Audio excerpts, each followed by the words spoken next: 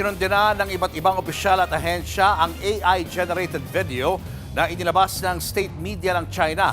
Ginawa kasing unggoy ang karakter na kumakatawan sa ating mga Pinoy. Kinwestiyon din sa video ang pagkapanalo ng Pilipinas sa International Arbitral Tribunal. Nasa frontline na balitang yan si Mon Gualvez. Sa halos 1 minutong AI-generated animation video, makikita ang isang karakter ng unggoy na nakasuot ng barong Tagalog at salakot. Mga karaniwang sumisimbolo sa mga Pilipino. Makikitang tila inuutos-utusan ito ng mga kamay na may bandila ng Estados Unidos at Japan. Go on! Start singing! Tinalaki rin sa video ang 2016 Arbitral Award sa West Philippine Sea. Binomba pa nga ng water cannon ang kawawang karakter na unggoy. Ang nag-post ng video, ang state-run media outfit na China Daily. Naisapubliko ito noong July 10, 2 araw, bago ang ika-10 anibersaryo ng pagkapanalo ng Pilipinas sa International Arbitral Tribunal pagdating sa West Philippine Sea. Pinalaga ni Philippine Coast Guard spokesperson for the West Philippine Sea Rear Admiral J. Tariela ang video.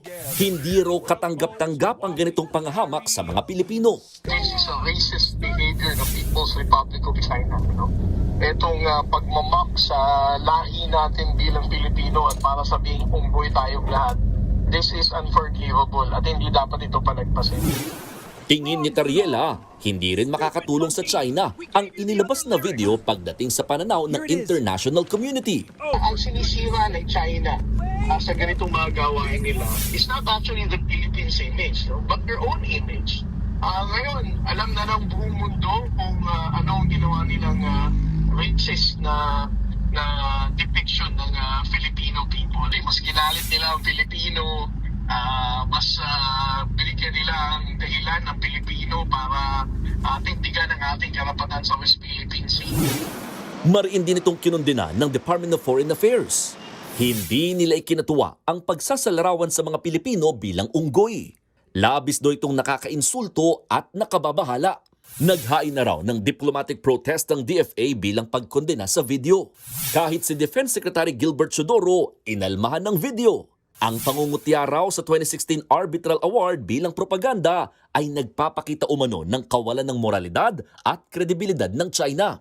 Dagdag pa ng kalihim, kahiya-hiya raw ang ganitong klaseng propaganda para sa isang bansang nagpapakilala bilang responsableng leader sa rehiyon. Sa halip daw kasi na batas, katotohanan at ebidensya, mas ginagamit nito ang pananakot, pangungutya at paglikha pa ng galit. Sinang-ayunan din ni Senador Robin Padilla ang pahayag ng DFA. Ayon pa sa senador, ang anumang hindi pagkakasundo ng dalawang bansa ay dapat lutasin sa pamamagitan ng diplomasya at paggalang sa international law at hindi sa propagandang nanghahamak at sumisira ng tiwala sa isa't isa. Ayon naman kay Senate President Sherwin Gatchalian, hindi lisensya ang freedom of expression para manghamak ng kapwa. Wala raw lugar ang racism sa anumang lipunan na nagpapahalaga sa katotohanan at kagandahang asal.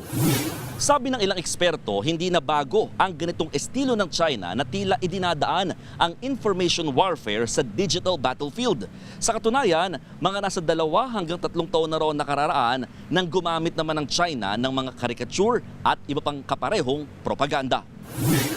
Para kay international and maritime law expert Professor J. Batong Bakal, tila ni-level up lamang ng China ang baluktot na propaganda gamit ang artificial intelligence.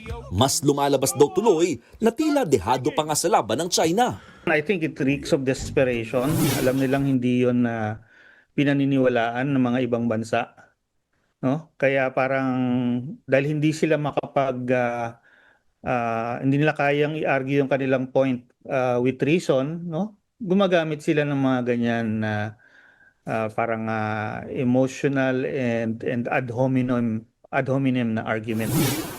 Hindi nga rin daw pwedeng gawing excuse ng China ang freedom of speech lalo't galing ito sa state media outfit.